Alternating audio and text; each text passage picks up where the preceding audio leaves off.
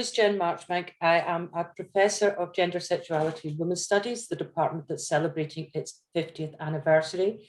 And today is one of our events in the series of GSWS Acts. These are conversations about social activism, past and present. My guest today is Cyndia Cole, who was both a student and an instructor at Simon Fraser University as women and gender studies was beginning.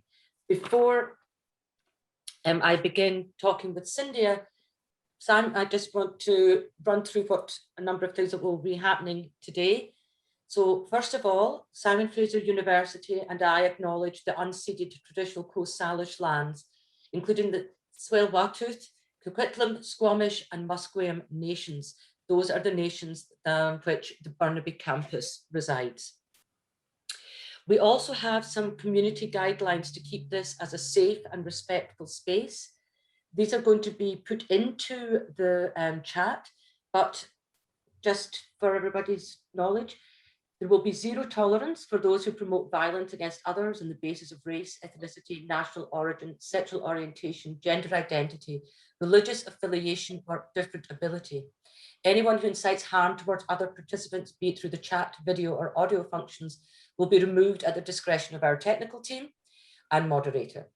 However, thoughtful conversations are welcome in the chat throughout the session. Please don't assume pronouns, gender, knowledge based on someone's name or video image. We can all refer to people using the usernames they provide. Step up, step back. If you've asked a question or shared a comment, ensure that new voices are heard before you contribute again. Practice self-care. If you need to get up or go take a break, please feel free. So how this is going to go forward is that I am going to be interviewing Cyndia, and Cyndia is also going to be sharing with us some of her writing. After that part of the conversation, we will take a short bio break so people can become comfortable, refresh their drinks, etc. And then we'll move into questions and answers from the audience. Those will be being moderated by Rima Faris, who will remind me if I miss something that comes up in chat.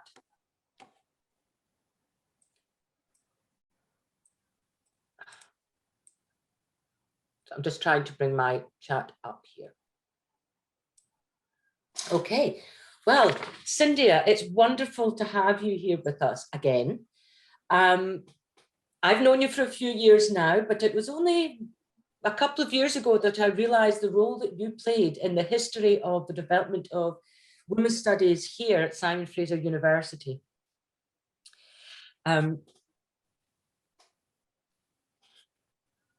So for those who don't know, and this year marks the 50th anniversary since the first gender class was taught here at SFU, and it was called Geography of Gender in 1971. I'm just going to invite Cyndia to say, what can you tell me about those days at SFU, about the course, just your introductory comments. Well, first, I want to say how honored I am to be here, how utterly thrilled. 50 years ago, I absolutely could not have imagined such a gathering or such an event. And it's astonishing that it's taking place. I also want to acknowledge that I see the names of people here. Some of you I know, some of you I do not know. I see in particular Meredith Kimball's name, who goes back to the earliest times of working for women's studies. And I'm so thrilled that you're able to join us. And I think some of you are people of various different ages, some perhaps like myself, who can remember what it was like 50 years ago, and many of you who are much younger than that. So I kind of thought I would start by reading a piece that I actually wrote a year ago that was intended to be an introduction to the exhibition An Army of Lovers, which was a retrospective about lesbian feminists going back that 50-year time period, and which got the ability to give this got canceled due to the lockdown because of COVID-19. However, it is available online. It's a wonderful exhibition, and there's also an interview with me as part of that. But I think for those of you who are younger, who did not live through the times before women's liberation, it is so hard to imagine what it was like. And this is just a brief piece in which I'm trying to set the context in which being a woman studying at university at SFU, what it might have been like. So here goes with that. 52 years ago, when I was 18 years old in 1968, despite my settler, white-skinned, middle-class, cisgendered, born in the USA privilege, because I was a woman, I could not attend Princeton University, although I was qualified in all other ways, and I wanted to. I could not pursue studies and a career in science, technology, engineering, or math, even though I loved and excelled in those subjects. Because I was a woman, I could not wear comfortable clothing that allowed freedom of movement to school or to work or to church or to parties. I could not travel alone with the expectation of safety on planes, trains, subways, buses, bicycles, or on foot, especially to unknown places or at night. Because I was a woman, I could not ask anyone out on a date or even for a dance. I could not rebuff sexual attention from any male without being ridiculed as frigid. I could not accept sexual attention from any male without being shamed as a whore. As a woman, I could not expect to have the knowledge, means, or social medical support to experience any aspect of my sexuality with consent, pleasure, respect, or safety without force, unwanted pregnancies, STIs, condemnation, ostracism, and guilt. And I certainly could not contemplate raising a child alone or with another woman. 50 years ago, when I was 20 years old, I ran away to Canada with a man I was advised to marry to help him stay alive and out of prison because of his objection to the Vietnam War.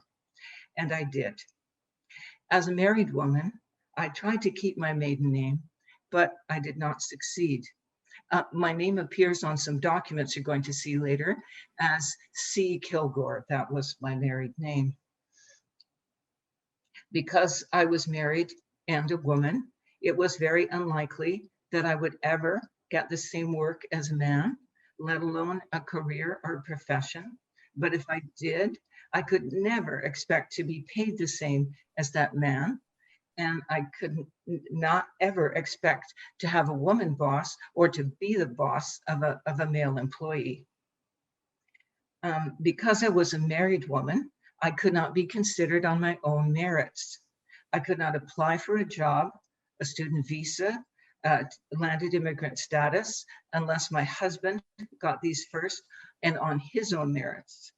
I could not sign a lease, get a loan, or a mortgage unless my husband signed for it. And as a married woman, I could not get a divorce unless I proved my husband guilty of some very serious wrongdoing. And even if he also wanted a divorce, and if he didn't want a divorce, I would be crucified for my wrongdoings, real or imagined, and he would emerge blameless. 44 years ago, when I was 26 years old, in 1976, that's when women's studies courses started for me, when I started working as a teaching assistant at SFU. Because I was a woman, I could not kiss a woman without knowing that I might lose my job, my apartment, my entire network of social support, including family, friends, neighbors, academic mentors, and even heterosexual feminists.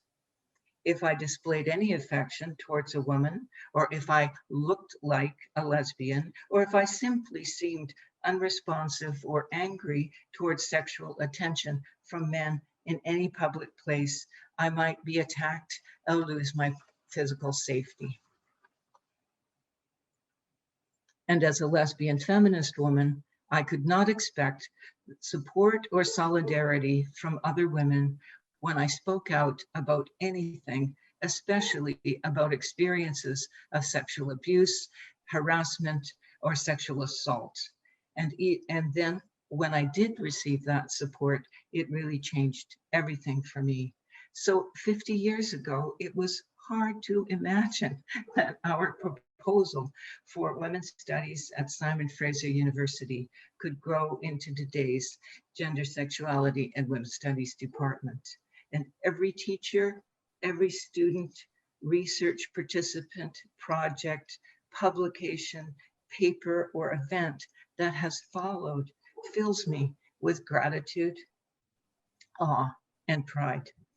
We were ordinary women. We were women of diverse identities, sexualities, and backgrounds. We just wanted to make lives worth living. Everything we risked and challenged and fought for was worth it. We were ordinary people who wanted to change our lives. We believed we could, and we did. And I think the message of my interview is, it hasn't stopped, so can you.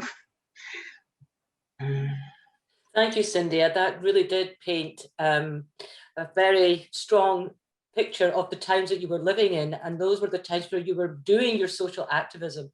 This whole GSWS Act is about the social activism, but it's got to be seen in its historic and also geographic and cultural context. And the culture very much then was woman as possession, woman as not fully human, etc. Now, you mentioned the original proposal for the Women's Studies program at SFU, and we've shared the link to the digital archive for that.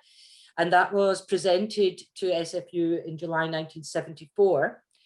And I know that you worked with Maggie Benson, who, as you refer to, has been literally institutionalized by having the Maggie Benson Center named after her. For those of you who don't know, Maggie Benson was a chemistry, later computer science professor who was very active in working alongside Cyndia and others in getting women's studies established. So I would like to invite you to talk a little bit about your relationship with Maggie, your experiences. How did you get into studying women's studies? Well, I've briefly kind of mentioned that I came to Vancouver after, I was only 20 years old, but I'd already had 2 years of activism towards social justice and the things that were going on at the time. I had already been involved in activities that were opposing the war in Vietnam. I'd already come to an identity of myself as a pacifist. I'd already been involved in a major anti-racist activity in the small city of Sarasota, Florida, where I had been studying at college. And I had already hid underground. The man who became my husband, who was hiding from the US military authorities. So I was steeped in the activist events and rhetoric of the times. But as far as trying to find women's studies, I've written a little piece about that as well. So I think I'll go ahead and read that one. I've titled it, What Maggie Taught Me. Perhaps the thing I admired most about Maggie Benson was she didn't just talk the talk, she walked the walk. When I first ran up to speak to her after a guest lecture that she did with Pat Davitt about women's liberation, I was a bit starstruck. It was in one of those 200+ capacity lecture halls in the 60s modern concrete academic quadrangle at Simon Fraser University at some general 100 or 200 level PSA course. PSA stood for the Department of Political Science, Sociology, and Anthropology, and it must have been in the spring of 1971. Maggie was already known to me as the author, Margaret Lowe Benston, who wrote The Political Economy of Women's Liberation. I'd read this tattered little newsprint pamphlet more than a year before, when I was 3,000 miles away on the tiny campus of New College, Sarasota, Florida. The other pamphlets passed from hand to hand that were from the New England Free Press, with titles like Sisterhood is Powerful, The Myth of the Vaginal Orgasm, had galvanized my emotions. But Margaret Lowe Benston's words had grabbed my mind. She had had me asking, what is the source of this persistent and enormous injustice that women suffer? We call this now gender inequity. At the time, we called it oppression. When I read her words, I was a 19-year-old fighting an uphill battle to be female and to live the life of the mind. And the talk that she talked in print gave me tools and gave me hope. Now, here she was, by surprise, in person, right in front of me. She didn't look or act anything like the women's libbers caricatured, ridiculed, and derided by the media. Maggie was tall and stately. She had a winning and ready smile. She radiated confidence, ease, and good humor, not the anger, frustration, and bitterness that we libbers supposedly exemplified. She had this long blonde hair, wore a fringed poncho and maxi skirt. When I found out later, she grew up riding Palomino horses on a ranch in Washington State, I thought she resembled one. Nowhere to be seen were the lab coat or the pantsuit of a PhD tenured professor of quantum chemistry, nor the plaid shirt, work boots, and jeans of a new left unionist, though she was both of these things. She did seem a bit like a folk singer, and she was that as well. By 1971, oops, sorry, I've just got to move my text here. By 1971, the media were highly engaged in creating the meme bra burners. That not a one of us in women's liberation ever did this. Some of us just went braless. The press pounced on a spokeswoman, made her into a celebrity, dissected her appearance, her personal life, distorted her ideas, and then isolated and trashed her. They did this to Betty Friedan, Gloria Steinem, Kate Millett, Germaine Greer. Maggie recognized how easily she could be neutralized by becoming this kind of feminist star. She resisted it with great success, and I was even going to play a part in that. So despite my starstruck first impression, I chatted Maggie up, and she invited me to a campus women's caucus meeting. Maggie was committed to working collectively with other women as equals, despite her renown or organizational position. As soon as the spotlight was upon her, she pulled others in to share it, and I was one of those. She showed me how to use her privilege to include others, and that was the walk she walked. And I never, ever saw her waver. Thank you. I understand that you were a student in the very first gender class, Geography and Gender, and I also understand that Maggie and Pat Davitt and Andrew Leibovitz were guest lecturers in that. I just wondered if you wanted to say a little bit about that experience and how that then led to you becoming an instructor yourself. Right. as I, yes, I was a student in that course, and it was very exciting to be able to do that. Essentially, they had convinced a professor in the geography department to allow the topic to be the geography of gender. It's interesting because we didn't use the term gender as nearly as much at that time, but we were able to have the course be entirely about issues regarding women and gender differences. And they essentially ran the course. It was a small seminar.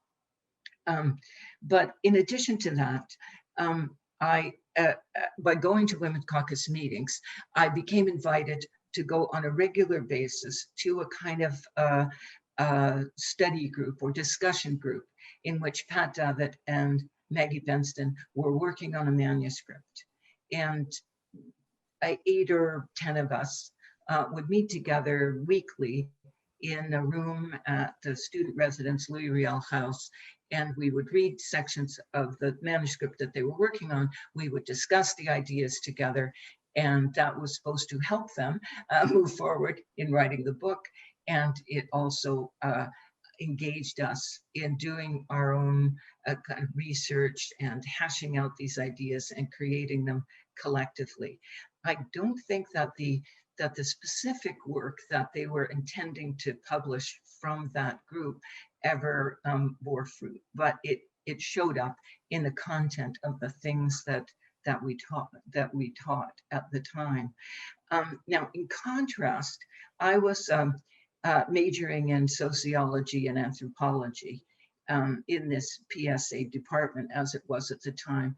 And I was in the taking third and fourth year courses. And even though sociology, even at the time, was not considered a strictly male top of study, I was the only female in 5 of my seminars courses. And therefore, if you understand anything about the concept of mansplaining, or the way in which women are simply excluded from the conversation that happens, kind of that is defined by the point of view, the interests, the outlook of men, that is what I survived to get a degree in sociology. At the same time as I was having these meetings, not for credit, with groups of women talking about the subject that we cared most about, which is finding more about our own conditions and the conditions of others around us. So, yeah, and I would imagine that all the textbooks and theories that you were reading during these times were probably all also from the perspective of males. One time I asked, we were in an anthropology course, we were studying about early man, and there was a reference to the skeletal remains that had been found in various different places and how old they were and everything. And I directly said to the professor, I said, "So are you telling me that they never found any female skeletons?" And he said, oh, well, like, of course they did. Oh, I said, but you call them early man. I thought they were only male skeletons. Yeah, and that's proving the case of why you needed to fight for women's studies to be developed. Precisely. Cyndia, you've mentioned collectivity and collective a lot already. And that's for me, that's a very important part of feminist pedagogy, is that it is collective. And my own experience in women's studies and what I've understood from other places is that in the early days of women's studies, there was much more collectivity in form of even teaching practice, teaching in teams. Did you have experience of that? And who did you teach with, if you did? Right. Well, my relationship in particular with Maggie Benston was my personal entry into that. Like I said in the piece that I read, she always pulled someone else into the spotlight with her because of her experience and commitment to doing things collectively. Of course, the early writings of the Women's Caucus, she named it Canada because that's what it was called, and the book Never Done, were written by the Corrective Collective. The Pedestal newspaper, emphasized the doing things together, figuring out things together. But my first opportunity was when Maggie was invited to a conference. It was at a university in Eugene, Oregon. I don't even remember exactly what, but it was a kind of weekend conference about women's studies and women's liberation. And she just gave me half the fee, paid for my plane fare, and had me go with her and speak together with her, even though at the time she was in her mid-30s, I was 21, and but she wanted me to have that experience. Then slightly later, after we'd had a couple of non-credit women's studies courses that we had put together as groups of women, Maggie got hired to teach a summer semester course at Sir George Williams University in Montreal. It's now Concordia University, and as a credit women's studies course. And once again, I had just got my BA. At the time, I was not even enrolled in graduate school, but she said, Cyndia, come with me. I'll give you half my salary, and you teach the course together with me. So Margaret Dunn, Maggie Benson, and I went to Montreal. We were roommates. We sublet somebody's apartment, and we were there for 6 weeks. we lived together. We taught together. We had a fantastic time, and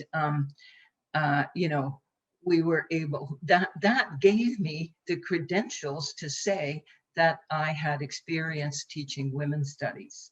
And that allowed me, after we came back, I was actually hired on a 1 semester basis to be part of teaching a women's studies course at Capilano College, and then at Douglas College, and at Langara, all before I began my graduate work at UBC with Dorothy Smith and Helga Jacobson. And yes. I think that's very important that people understand the origins of where feminist pedagogy came to and the responsibility to the community that feminist pedagogues feel, I think. One issue that I have experienced with myself is that women's studies as an area, of course, is interdisciplinary. And that was always what we wanted it to be as well. We wanted to make sure that we weren't held in the narrow confines of a silo or any particular canon.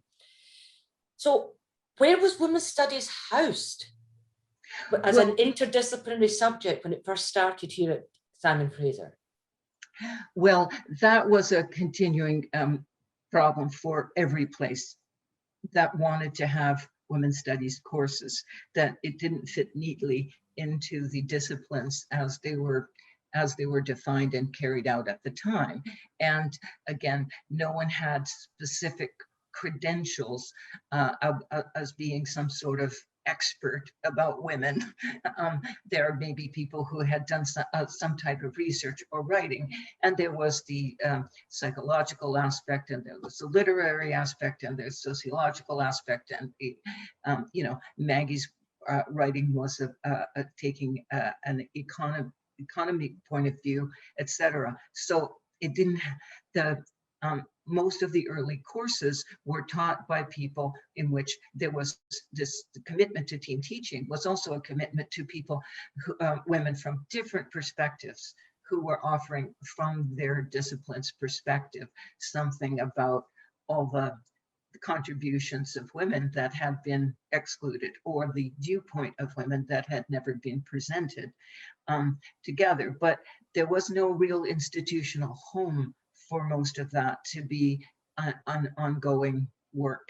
However, at the time, in the early 70s, SFU was involved in beginning to create a department or faculty of interdisciplinary studies. And so this was the great opportunity that we saw at Simon Fraser to house gender, sexuality, and women's studies in a place that would acknowledge this, like from the very beginning. And of course, because Maggie was also moving from her position as a tenured professor in chemistry to computing science, which was to be housed also in this interdisciplinary faculty. She was very involved with the people who were setting that up. And the president of SFU at the time, Pauline Jewett, she was invested in creating this interdisciplinary faculty. This gave us an opening and an opportunity to lay down the foundation for the department so that it could continue to exist into the future as it has. Yeah, they're very important that you have to have a stable home. Now, this all sounds quite serious, but I know and understand from you that there were some fun things that you also did, perhaps making use of Maggie's musical talent. I do believe, was it Andrea Leibovich teaching a course, Dress as a Suffragist?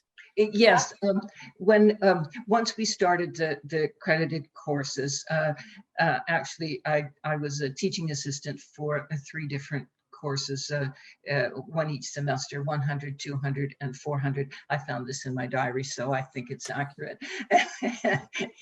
Andrea was the coordinator of women's studies at the beginning, and I certainly worked with her. So there was one in which we were speaking about, bringing to light what most people, they might have heard a little bit about the suffrage struggle in the US.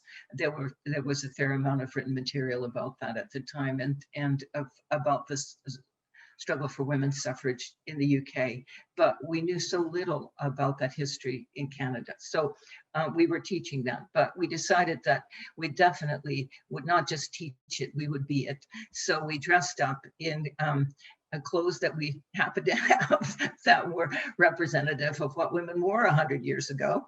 And we made our banners, and we came in, and we gave the talk as though it was speeches in favor of women's suffrage, and that we had to address the arguments that were presented at the time against us, and brought to life the women who carried that on.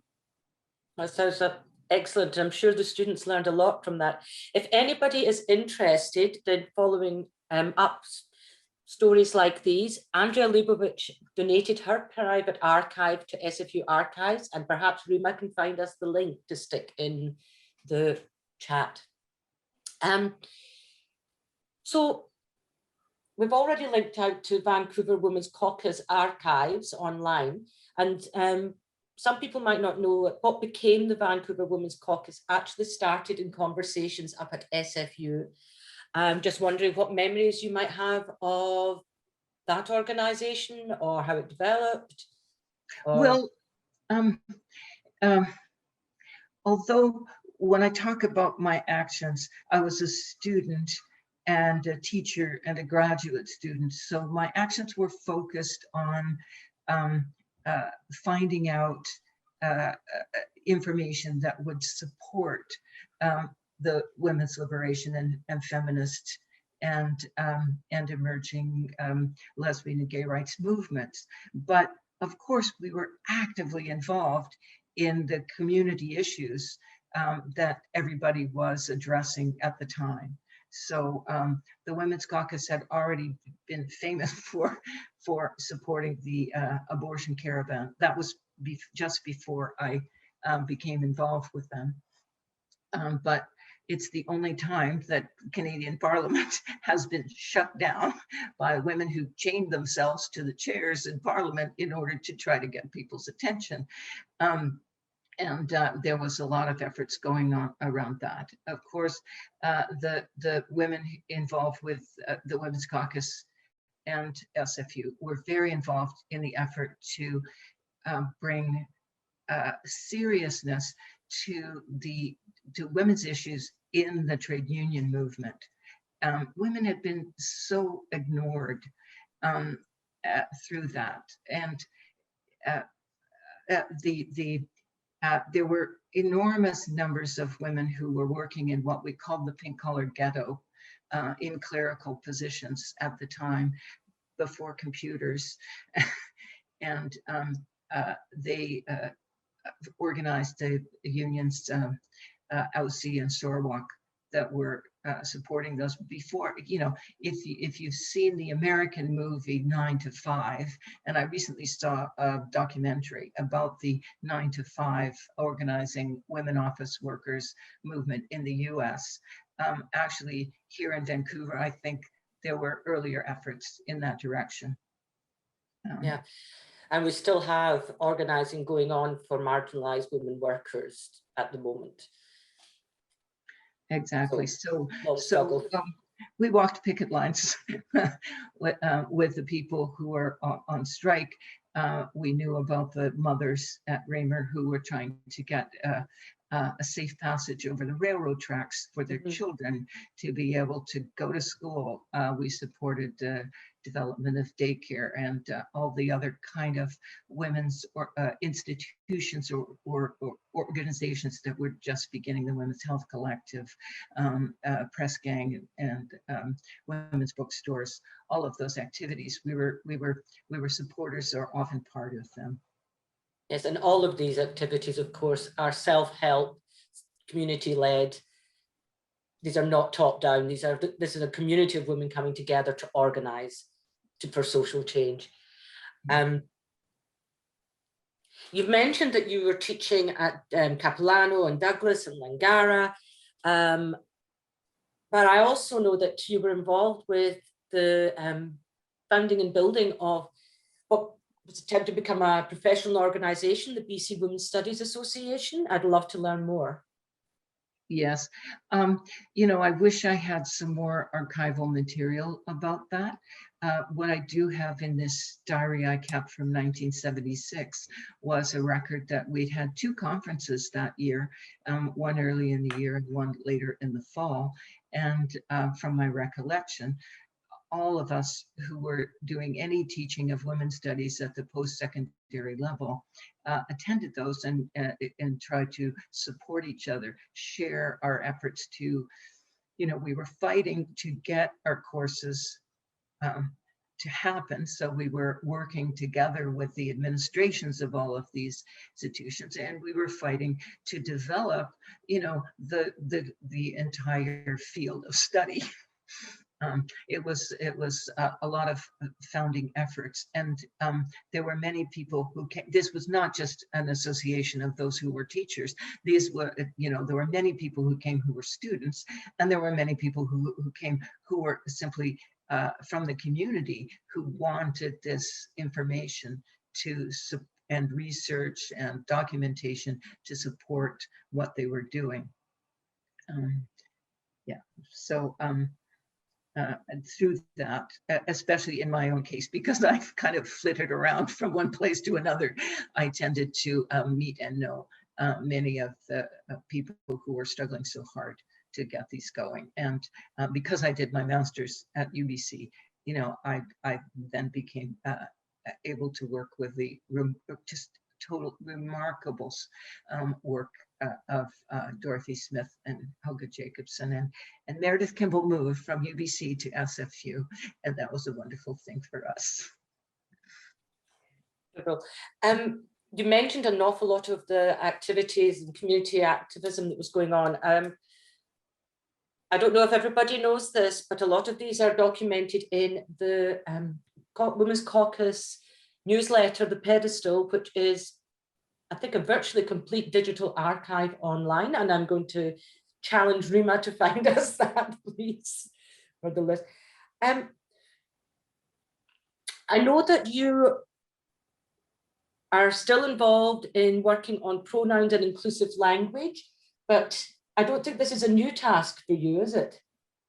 Well, when I was thinking about, just one topic that connects these the issues of today to the issues of yesterday, and shows on the one hand how much has changed, and on the other hand how the struggle continues.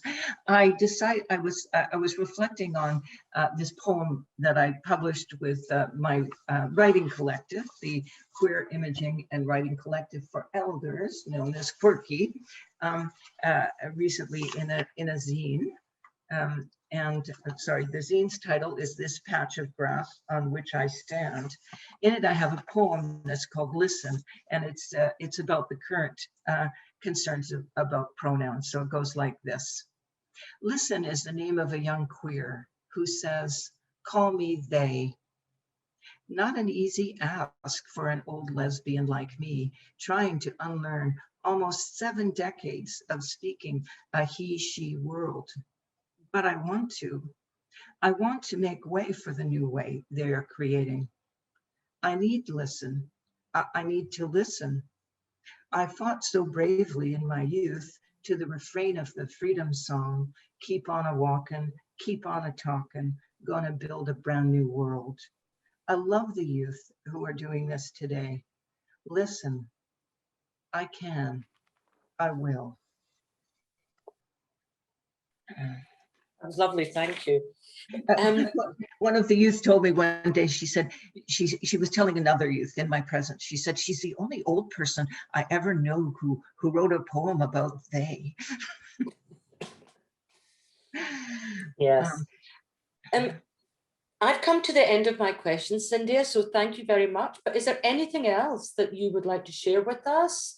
Well, I was going to say a little bit more on the topic of pronouns. You see, because back 50 years ago, we had a struggle with pronouns that, you know, in some ways we have made enormous headway over, because I think people may not remember that that the word he was considered to be universal, and everything we studied at the academic level used the singular he to supposedly include all of mankind. We used to call it, in the women's studies group, we used to call it the problem of mankind and his wife. This somewhat the same as the early man skeletons that presumably were both male and female that were discovered. But the struggle, or my favorite, mankind gives birth to live young. Exactly. So the way in which the male gender was, considered universal. And so the language evolved so that we would write things saying he or she, and especially we changed the names of so many things that the title of them in themselves were exclusive, based on gender. So, there was, every department had a chairman, or the person who brought your mail was a mailman, the person who put out the fires was a fireman, and I think about the women I know who, one of my friends was the first seaman ever to work for the BC Ferries. One of my other friends worked as a rod man in the surveying department for the city of Vancouver. So changing these names to servers, officers, fighters, workers, having gender inclusive language of even our titles, what we do, or who we're looking for. We were ridiculed, attacked over and over again by making an issue out of nothing over these words, in, I think, a very similar way that today people are attacked over their determination that, comes from the same place. First of all, language is important. Words have to be inclusive. And the second principle is that we get to define ourselves. We get to say who we are. We get to say what our pronouns are.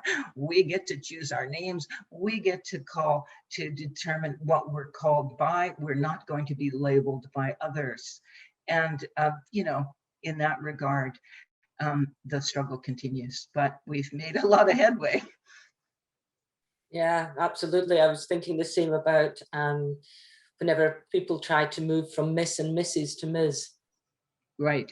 So, and, you know, and the same, I think, when I said the word we, you know, right now we're being really, really challenged at that my friend brought up the phrase, who we white man, you know, that if the we that is assumed by speaking excludes people, BIPOC people, people who are you know, less privileged in any particular kind of way. It is not the inclusive, universal, generalized we that a person is often intending it to be when they speak.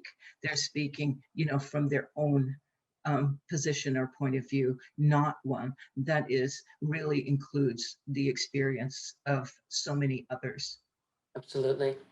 Everyone, we're now moving into the section of the event where Cyndia is going to answer or respond to the questions coming from you, the audience. Thank you very much. So the first question was received 4 minutes into our event, and this is from Robin Jacques. Robin says, hi, I'm a fifth-year history student at SFU currently writing my honours thesis on the reproductive rights movement in Vancouver from the 70s and 80s, specifically looking at Kinesis magazine and how it tackled specific women's rights subjects. After researching, I found that you had written a few articles for the magazine in the late 70s and early 80s.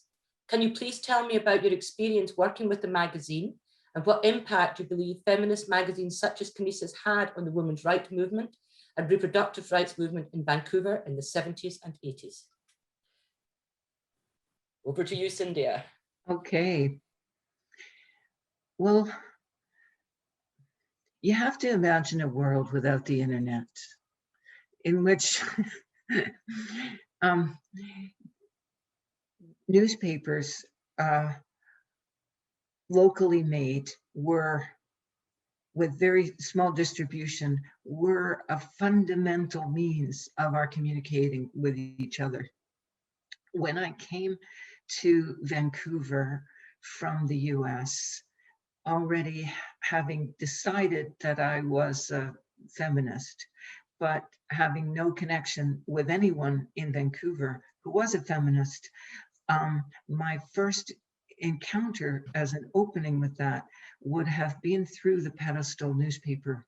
I remember reading copies of it. There's a person who's now in my writing group, Quirky, who I read her articles in the Pedestal for perhaps a year or even two before I met her personally, you know, but to me, she was an important person because I read what she had to say and I agreed with her. When I looked just today at the back issues of the Pedestal and realized when it stopped publishing, I realized that that was, I think, at just about at the time that Kinesis got going. And Kinesis had some funding, as to the best of my recollection. I'm sorry if I don't have my facts right, but it seemed to me that it was supported by the Status of Women, the Office of the Status of Women, which was created following the Status of Women reports that came out. And therefore, it was able to print better, longer articles and etc. So, but we considered these newspapers ours. There was briefly a newsprint magazine called The Radical Reviewer, which was books we read and what we had to say about them. You know, we felt we could create those ourselves. So I knew that if I wrote something that I wanted to share with others, today you might just post it, you know, you might write a blog. There's a GSWS blog, right? You'd put it up there, but our means was through having a newspaper. And you know, we had very personal connections usually to the people. Of course, none of us I didn't know anybody who got paid to do any of this. But one of the things that I was remembering about this was, although I never worked directly on the production of these, is it was done much more physically than things are done today digitally. So there would be a once a week or a once a month meeting in which the layout would be done at this great big huge table, which would be surrounded by the women who were doing the physical work of putting the paper together, as well as the work of writing the articles in the paper. And so that in itself was another collective experience that brought everyone together, and with a great clash of ideas and personalities, in all in service of the things that we wanted to change with each other. But yeah, I never considered getting any of my work published in anything else than what we considered movement publications. And now, of course, you're publishing with Quirky quite frequently. Indeed. I don't know if you can answer this one, and I don't know who this has come from, but President Pauline Jewett resigned as first SFU female president. Why and what support did she have from Women's Studies Department? Did any woman tell her not to resign? Yeah, I'm sorry, I cannot answer that question.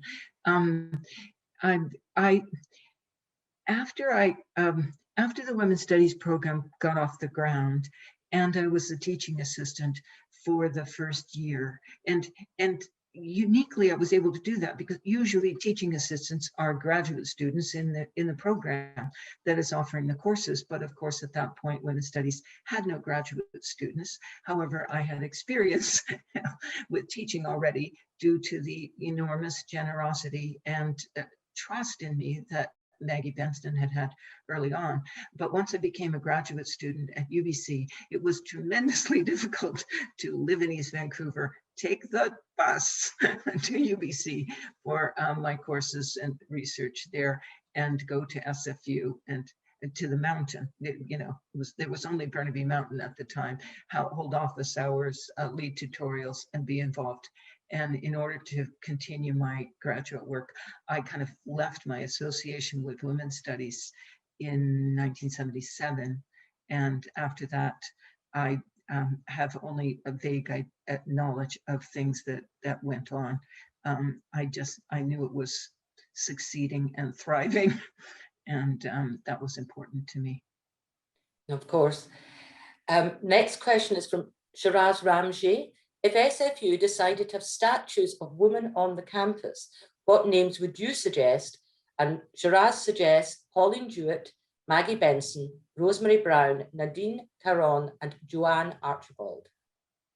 I see. Well, I read that in the chat just a minute ago, and I was very pleased to see that. I was trying to look this up. I know that Rosemary Brown, had a position within the Women's Studies program, but it was before that she had her that she ran as an MLA and got elected for the first time in 1972, and it was not me directly, but women close to me who urged her to do that, and I believe that she had been working at SFU at that point, in which they said, you should run for office and we will support you. Her election was a great thing for us. We felt it was a tremendous breakthrough. And so I would support Maggie Benston, yes. Rosemary Brown, absolutely. And the rest is up to you. So another question, with Cyndia's long history of activism and the change she's been part of, what does she see as the key areas for women's activism now? Apparently, we haven't achieved equity yet. And that is deeply troubling. And when